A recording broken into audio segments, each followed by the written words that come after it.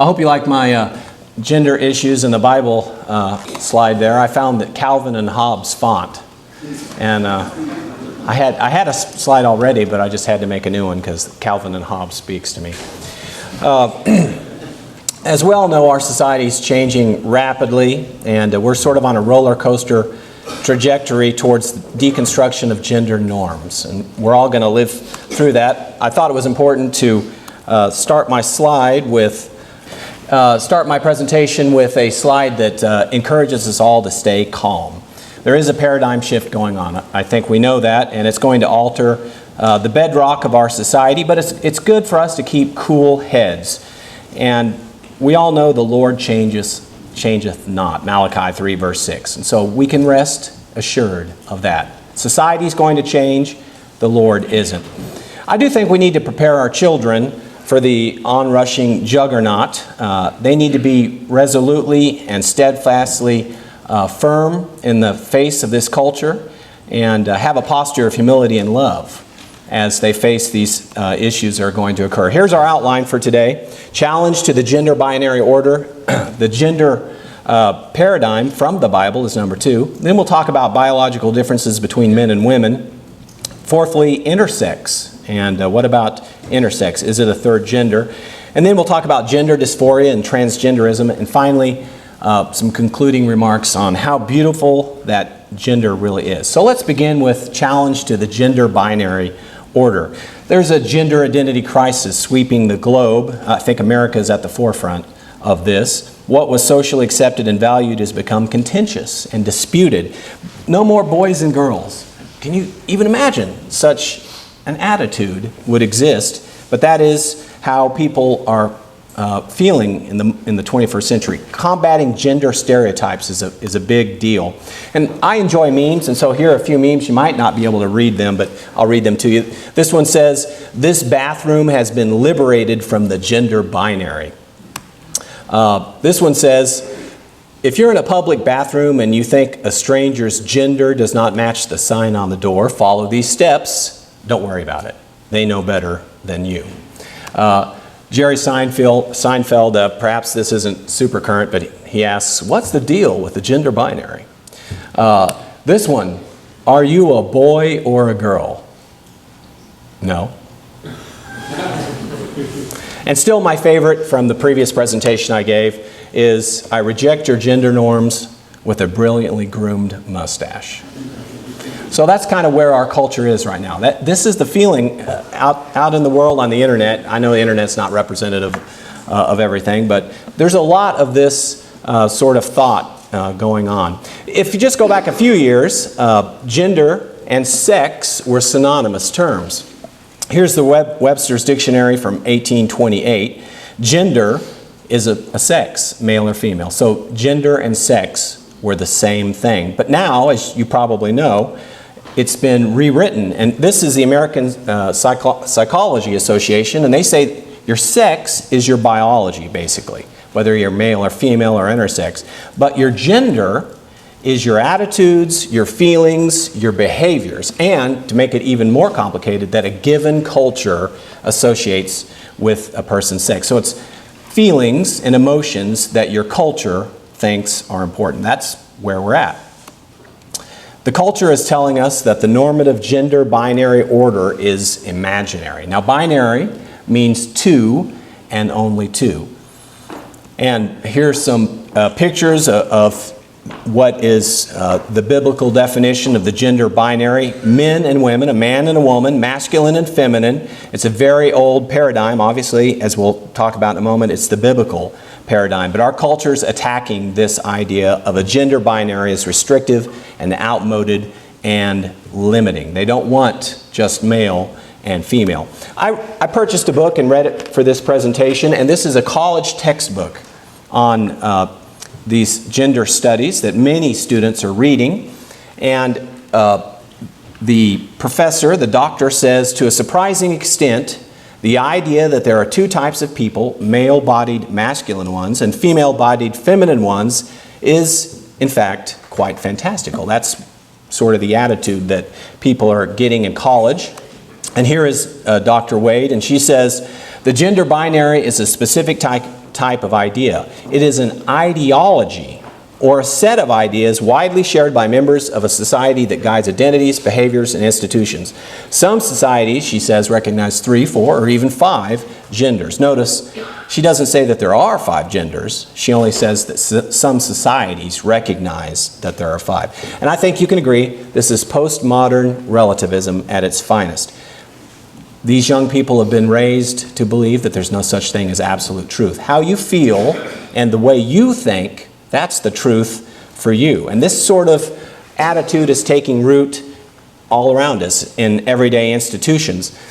Washington State may soon follow Oregon and California and allow a 3rd gender option on birth certificates. So the proposal is that people can check a box that says not male or female. And it would be like an X box. Christy Spice with the Washington Department of Health says, many people are identifying as a gender other than male or female, and there's a growing demand for non-binary sex designations on all identity documents, including birth certificates.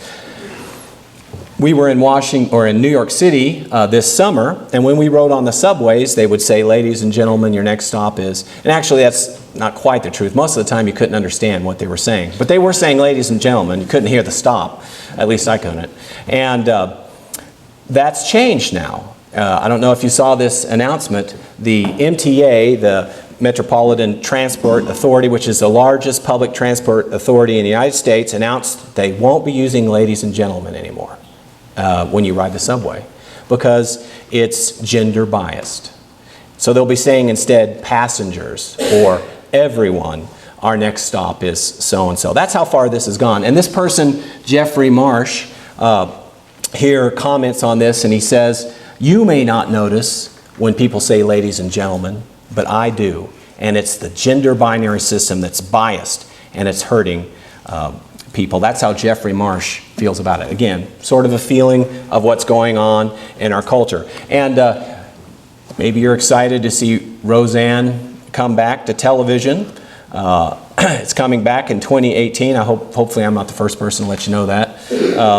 But she's coming back with a new show, a rebooted and refreshed sitcom, and she's going to be on the cutting edge because her show will include a gender creative character. Gender creative character. You might say, what exactly is a gender creative character? Well, this graduate student at UC Davis would love to tell you all about it.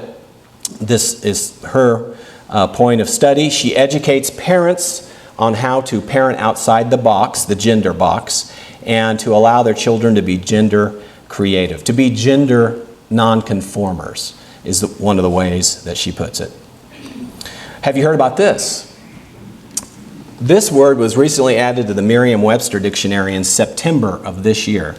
Mr. and Ms. are no longer seen as appropriate.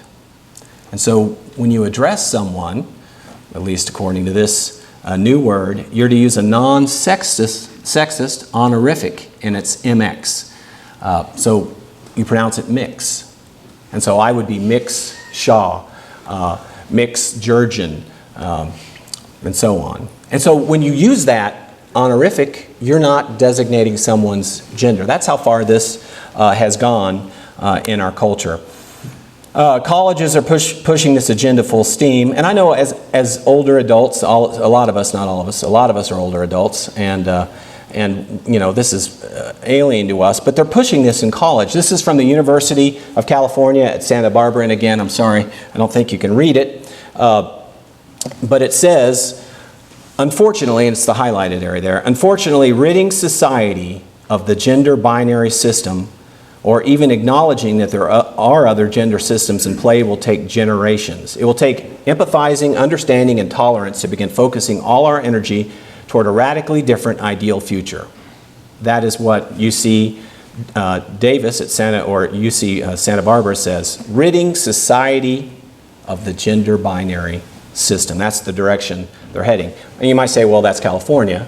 Surely that's not what's going on. Here's close to my home in St. Louis, Washington University, and these are gender, non-gendered pronouns that they recommend that all students use. And when you go to a class, one of the first things you do is introduce yourself, give your name, and say which pronoun do you wish people to use for you? And there are non-gendered pronouns available, and Zier and here are some of those. Chris walked Zier's dog.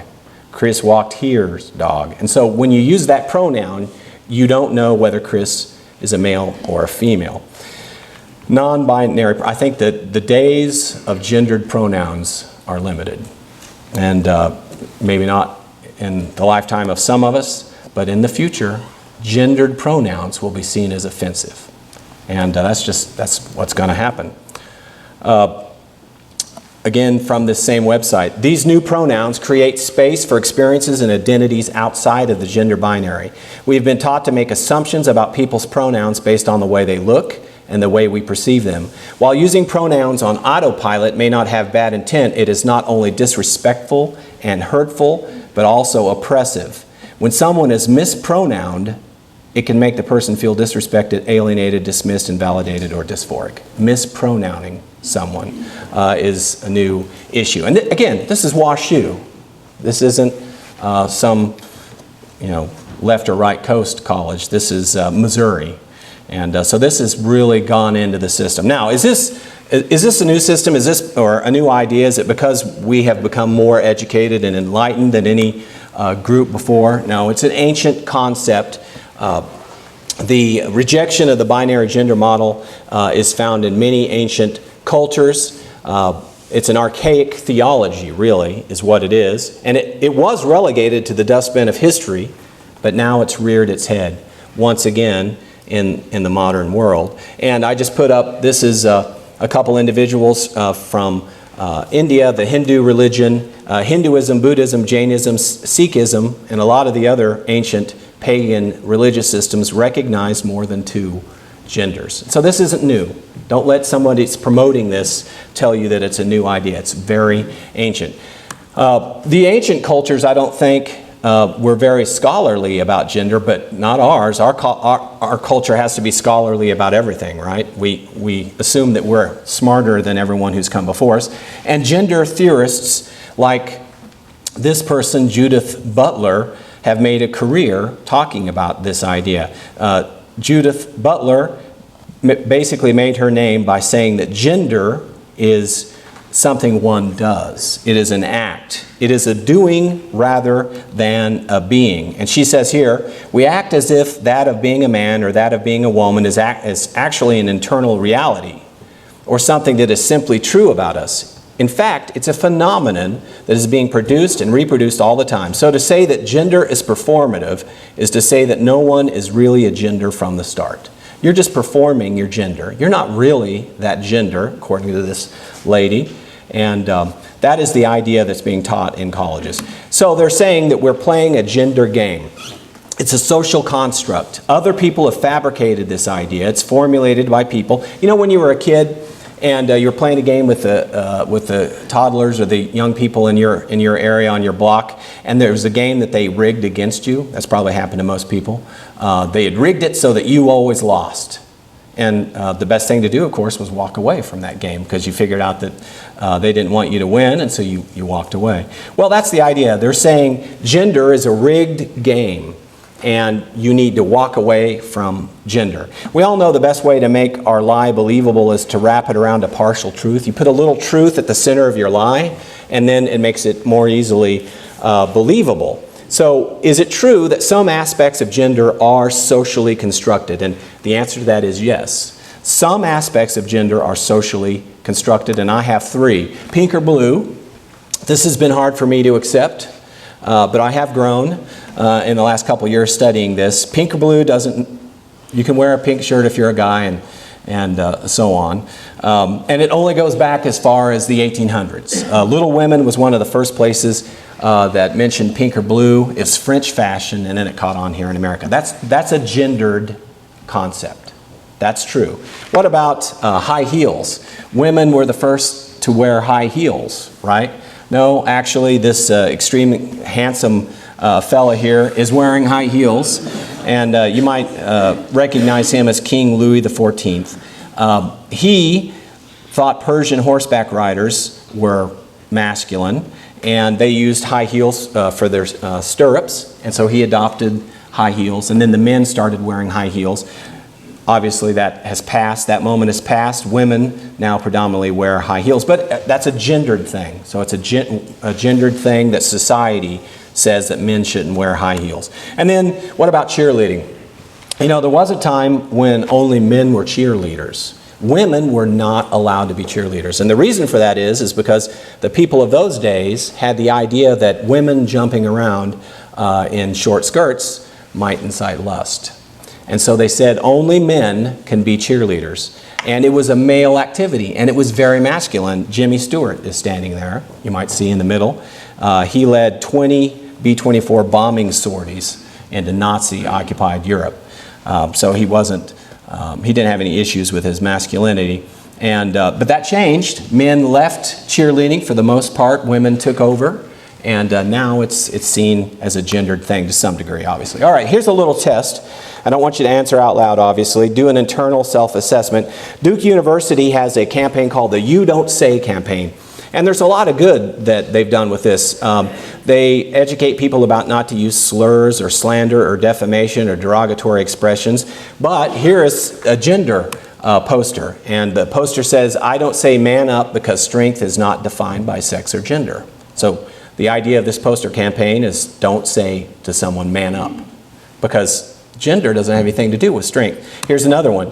This fella says, I don't say man up because I don't believe in gender norms. Now, what do you think about that? Some of the younger people, it'd be interesting to know what you think about that idea. Is there truth behind this motto, don't say man up? Where do you stand on this proposal? Is it wrong to say man up? Well, you might be interested to know that it was God that created the expression of man up. In 1 Kings 2, 1 and 2, David tells Solomon to man up. Essentially, he says, prove yourself a man. God uses the phrase in Job 38. He says to Job, gird yourself like a man. And in 1 Corinthians 16, Paul tells the Corinthians a similar thing, to act like men, So it's an idea that God has given us.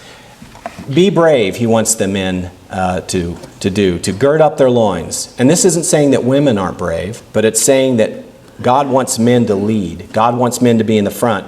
God wants men to be willing to take hits for their family, for their wife, and for the church. And so the answer to that question is, you can say man up, because it is a God-derived expression. So is gender a social construct? No. Gender is a divine construct. Gender is a divine construct. That brings us to number 2, which is the biblical gender paradigm. Gender is a beautiful and a lovely thing. It is God-created. Our culture is learning to hate gender right now. Young people are being taught to hate gender. But gender is an amazing and a pleasant imagination of the creator of the universe. Out of his heart has come gender, and it's something that we should appreciate. Jesus, quoting from Genesis 1 and 2, had a binary understanding of gender. Matthew 19, 4 and 5, have you not read that he who made them at the beginning made them male and female? We go back to Genesis, and we find out that the rib that the Lord God had taken from the man, he made into a woman, and he brought her to the man. And Adam said, this is now bone of my bone and flesh of my flesh. She shall be called woman, because she was taken out of man. So if you're a believer, this passage is the bedrock of your understanding of gender, of being human, of being married. And Jesus, Moses, Peter, and Paul, they all assert and affirm and agree that the Genesis account is true. It's a two-gender binary system, and it's stressed in the New Testament. And then what did God say about it? Did God, at the conclusion of creation, did he say, feel free to add on gender as you wish, a third or fourth? No, he said on the conclusion of the sixth day, he said, it's very good. He gave the stamp of approval to men and women, the two genders, a seal, a divine sanction.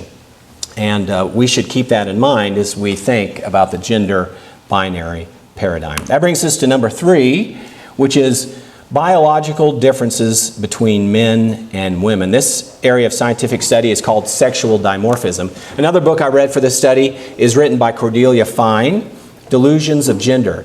Dr. Fine's a convincing author, and she's leading the attack on the idea that men and women are all that much different. She deals a lot with men are from Mars and women are from Venus. She says that sort of idea has been cooked up by people to basically keep the two-gender system going. And she says there's a societal desire to promote those differences. And I have to say, I agree with her a little bit more than I thought I would. I got the book with some antipathy in my heart, I must admit.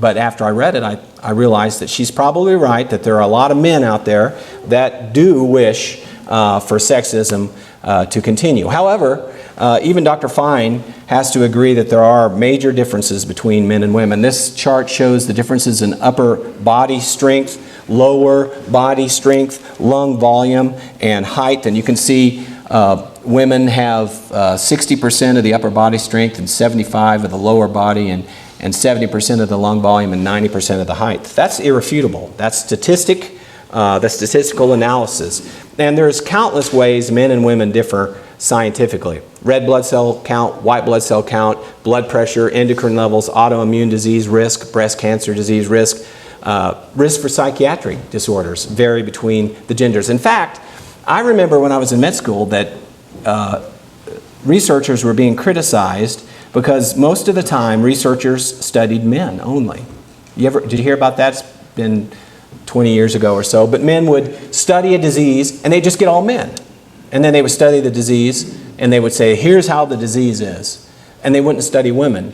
And then when someone went back and looked, women were different in consideration of that disease. And so it's simply not true that men and women are exactly the same. And one of the big things that makes a difference between us is testosterone. Men have 6 to 7 times the amount of women, and it gives men a distinct advantage. Testosterone gives a performance boost of 10 to 13%. And that's why, in general, men excel women in running, weightlifting, and so on. It's testosterone. In fact, if you take a young woman and you give her testosterone, then she gains that performance boost. This is a Texas, maybe you Texas residents have heard all about this. This is a transgender teen boy, which means it's a girl. They're looking at us. It's a young girl who is transitioning to be a boy, and she's taking testosterone, and she beats all the other girls at wrestling because she's taking testosterone and it's pumped up increased her muscle mass, increased her body size, and decreased the amount of fat in her body. And so now she's a better wrestler. And so schools are struggling with what to do in these situations. Another way that men and women are different, an obvious sexual dimorphic characteristic, is the ability to bear children. God has given women an amazing, majestic role, and women have been designed to give birth, not men. We're physically unprepared and probably emotionally unprepared to give birth. And I think everybody would agree with that. Women have oxytocin, and we have a small amount, men, we have a small amount of oxytocin, but it's predominantly in women. It's the snuggle hormone. Have you heard of the snuggle hormone? It's a human neuropeptide that plays a role in social bonding, and it's really produced during and after childbirth, and it helps the mom bond with the baby. Do you know if you give oxytocin to someone that you're about to meet, it makes it more likely for them to have a favorable impression of you. If you sneak it in their drink, they might like you. So it's true, it's true. So women have, when they're having babies, they get a lot of oxytocin so that they're not angry at the baby for causing all that pain. I don't know, that's just kind of my assessment. But that is an undeniable fact of motherhood. And a woman's brain changes too. The woman's brain changes dramatically during pregnancy. And I remember when my wife went through pregnancy, she became a little bit more like me. She couldn't remember things quite as quickly. And before, she was always like, every name, every date, everything. And then when she was pregnant, she forgot a lot. And I bonded with her during those times.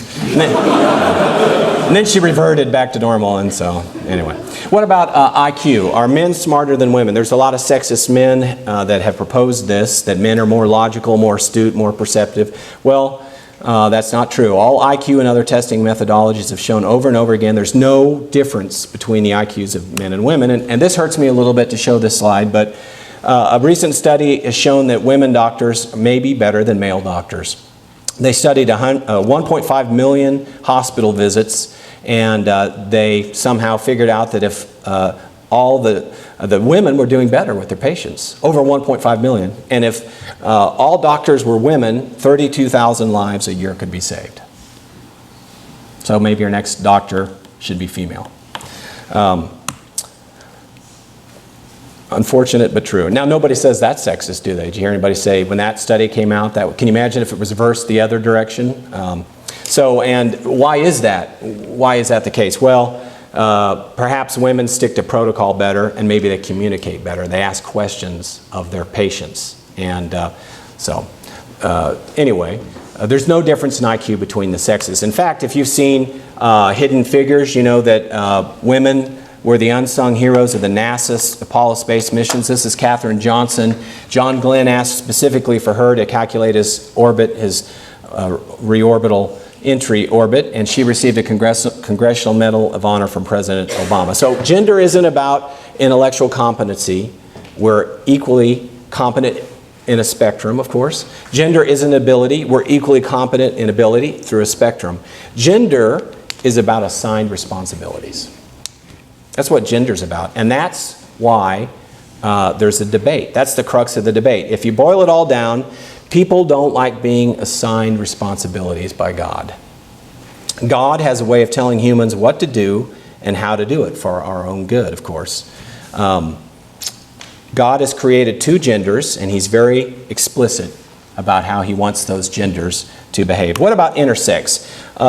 This is a powerful argument that gender deconstructionists have been using to say that there's a third gender. Not everybody fits in the binary, they say, and the biblical model is too limiting. In New York City in 2016, this woman, Sarah Kelly Keenan, I guess she's an intersex person. She became the first person to have intersex retroactively entered as gender on her New York City birth certificate. And so it was trumpeted as a third gender. What is intersex? You may not be familiar with the term intersex, but you've probably heard the term hermaphrodite before. That's an ancient term. The Greeks used it to describe people who they saw as both male and female, androgyny. And Hermaphroditus was a handsome boy who fell in love with a water nymph, a female water nymph. He prayed to be united with her forever, and Zeus took Hermaphroditus and bonded her with the water nymph, and so he had both characteristics of male and female. Now, hermaphrodite is outmoded, and intersex is used instead. Here is a pediatrician's paper on how to approach an infant with a suspected disorder of sex development. And this is basically about genital ambiguity. So you look at the child and you're not sure what gender they are. And this paper says that it's an uncommon experience in the career of a pediatrician. The prevalence for a minor abnormality is about 1 in 1,500. The prevalence for a major abnormality is about 1 in 5,000. 1 in 5,000 babies have significant genital ambiguity or intersex. Let's dig a little bit deeper into what makes us male and female. This is the human karyotype, and humans have 23 pairs of chromosomes. And I don't have a pointer, but down there on the lower right, you see the 23rd chromosome, and that is the sex chromosome. And the way that you know that that is a male chromosome is you see the big Y and the the big X and the little Y. And men have a little Y chromosome. And here they are. Double X is female chromosomes, 2 large X chromosomes, and the male over on the other side, 1 large X and a tiny little Y. It is the presence of that Y chromosome that determines the male sex. At the first 7 weeks of gestation, as God weaves together the human fetus, the external genitalia of both sexes are identical. On that Y chromosome, there is a gene, the SRY, the sorry you're a male gene, and it activates at about 6 weeks, and it begins the body then, the testes begin producing male hormones, androgens, testosterone, and that promotes masculinization. If the Y chromosome isn't present, the fetus stays female and develops female characteristics. And so the fetus is bipotent. It can develop either way. Bipotentiality means that we're alike in early development, and then we can go toward male or go towards female. And it's a very complicated system.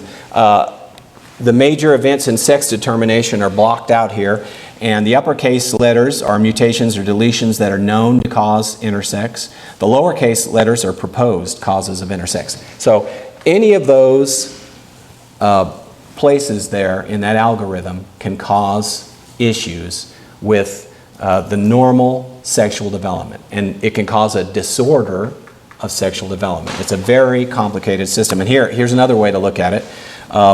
It's many different kinds of disorders of sexual development. Klinefelters, Turners, you've probably heard of that. Different issues. I want to talk about androgen insensitivity syndrome. I just had to pick one due to time constraints. Androgen insensitivity syndrome. It's one of the causes of intersex. Here's a young lady who is XY. So she has male chromosomes, and her cells are insensitive to male hormones. So when that SRY gene triggered at 6 weeks and her body started producing male hormones, none of her cells responded to those hormones, and so she remained feminine. She remained feminized, and she didn't know about this issue until she reached menarche, when she went through puberty. And at that point, she went and saw her doctor, and her doctor did a few tests and told her that she was an XY female with androgen insensitivity syndrome. Here's a model. This model has androgen insensitivity syndrome. She appears in all outward ways as a normal female. Her body just simply did not respond to the androgens. She didn't go through normal puberty. Here is a support group of AIS patients, and there are many more. Again, this disorder is about 1 in 20,000, and obviously you can't tell from looking externally that this person has XY chromosomes, but it is intersex. This person has a disorder of sexual development. All right, so now that we understand that, again, a complex area, but we sort of have an idea that it's a disorder, let's consider what agnostic theologians like this man, Dr. John Hare, want us to believe. They want to say that the Bible is wrong and that there's a third gender. And he says, intersexuality has not been properly addressed within recent ethical discussions about sexuality. One consequence of this omission has been that the rigid and polarized view that humans are clearly and discreetly either male or female has gone unchallenged. And so here Dr. Hare has some questions for you. His first question is, can the rigid division of humanity into male and female still be upheld? Secondly, if the church makes certain roles gender dependent and declares that those who cross these barriers commit sin, how are these genders to be determined? And he also says, if a person has ambiguous gender, should that person be permitted to choose what gender to adopt or to remain ambiguous? And I think you can admit these are difficult questions, but there are answers. And the answers that I would give is that science defines these as disorders of development, disorders of sexual development, not a third gender. Intersex persons are not any less of a human or any less important. Human value is not based on anatomic perfection. Intersex is not shameful, but it is a disorder of sexual development. And biologic abnormality, number 2, is evidence of the fall. Death and disease have entered the perfect sphere of God's creation, not because God wanted distortion, chaos, and confusion, but because human beings chose sin. And thirdly, God's original Edenic binary gender paradigm is not undermined by biologic abnormalities. Male and female are the definition of normative sexuality, and intersex does not undermine the creation norm. and we should judge all distortions in the world against the divine creational pattern of male and female. We can talk more about that in the Q&A if you'd like. So let's move on now to gender dysphoria and transgenderism, which is an entirely separate issue in my mind from intersex. Time magazine recently declared we're at the transgender tipping point, America's next civil rights frontier. But it's gone back a few years. This is 1952. New Yorkers woke up to an ex-GI becoming a blonde beauty. So don't panic. It's been going on for some time. Just recently, the first openly transgender state lawmaker was elected in Virginia. Transgender persons have a gender identity or a gender expression that differs from their assigned sex. And with medical science now, people can transition to look like the opposite sex. On the left is a man. This is an XY male. He started taking female hormones, estrogens, and after a few months, that's what he looks like on the right. That's the same person. So the hormones make a big difference in the way you look and the way you present yourself. Why would someone want to do this? Well, it's because, not always, but most often it's because of gender dysphoria or gender identity. It used to be called gender identity disorder, now gender incongruence. It involves a conflict between the physical, biological sex and the gender with which the person identifies. Symptoms include cross-dressing, disgust at their own genitalia, self-injury, social isolation, loneliness, depression, a risk for mental disorders like bulimia and anorexia. 41% of people with gender dysphoria attempt suicide, compared to the national average of 1.6. Here in November 2017, the Journal of Clinical Endocrinology and Metabolism issued clinical practice guidelines for physicians treating people with gender dysphoria. And they say gender affirmation is a multidisciplinary treatment in which endocrinologists play an important role. Gender dysphoric and gender incongruent persons seek and are referred to endocrinologists to develop the physical characteristics of the affirmed gender. They want to be a different gender. That's their affirmed gender. They require a safe and effective hormone regimen that will suppress endogenous sex hormones determined by the person's genetic sex. And they need to maintain those hormones within the normal range for their affirmed gender. And notice this, if somebody asks you about this, you can say, hormone treatment is not recommended for prepubertal, gender dysphoric, gender incongruent persons. So even people that don't believe in the Bible binary are now saying don't treat prepubertal individuals with gender dysphoria with hormones. That's new. That's something that has come out just in November. What causes gender dysphoria or incongruence? They don't know. But the number one theory is Dr. Milton Diamond, the brain sex theory. And basically he had a very long career and he says that it is a neurodevelopment condition of the brain. In other words, something happens in your brain and it's not your fault, but it's a biological process and it makes you want to be the opposite gender. Don't let anybody tell you that. It's not a settled issue. Summing up all the research, they just don't know. And to prove that to you, here Reuters, and I believe this is from just a few months ago, researchers are going to explore the science of gender identity, and there's a big consortium that's occurring, people from the US and Vanderbilt and Boston and so on, and they're going to spend millions of dollars trying to find out if it's genetic. So they don't know. They're just hoping they can find a genetic etiology for it. But as Christians, we don't need to be afraid of this issue. I do not believe that God created these individuals this way, and the Bible gives us ample evidence to believe that sexual orientation and gender dysphoria are environmental. They're not biological, because Romans 1:26 tells us that it's against nature. 1 Corinthians 6 verse 11, such were some of you. A verse that's been referenced today already, 1 Corinthians 14:33, God is not the author of confusion. God doesn't confuse people in such a way biologically. And James 1:13, God does not tempt anyone. So what is the etiology? If it's not a biological, genetic etiology, what is it? Well, it's a societal illness. It's a societal disease. Disorders of sexual orientation and gender alignment are produced by outward stimuli, not biological. It's from social stress. The longer I'm alive, the more I realize that stress and suffering affect the brain, your brain and mine. It doesn't take much stress. Think about it in your heart, and you know that's true.